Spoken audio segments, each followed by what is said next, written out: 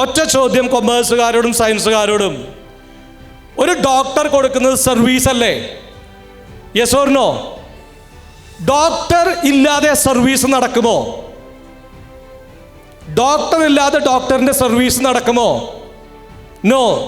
ഒരു ഡോക്ടർ ഒരു പേഷ്യന്റിനെ ചികിത്സിക്കണമെങ്കിൽ ആ ഡോക്ടറുടെ പ്രസൻസ് അവിടെ ഉണ്ടാവണം, അല്ലേ?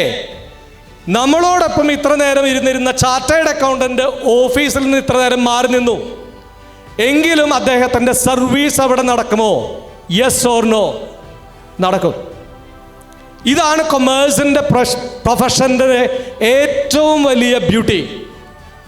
വിത്തൗട്ട് പ്രസൻസ് സർവീസ് നടന്നുകൊണ്ടേയിരിക്കും. ഒപ്പിന് ലക്ഷങ്ങൾ, ഒപ്പിടുന്ന സമയത്ത് ചെന്നാൽ മതി.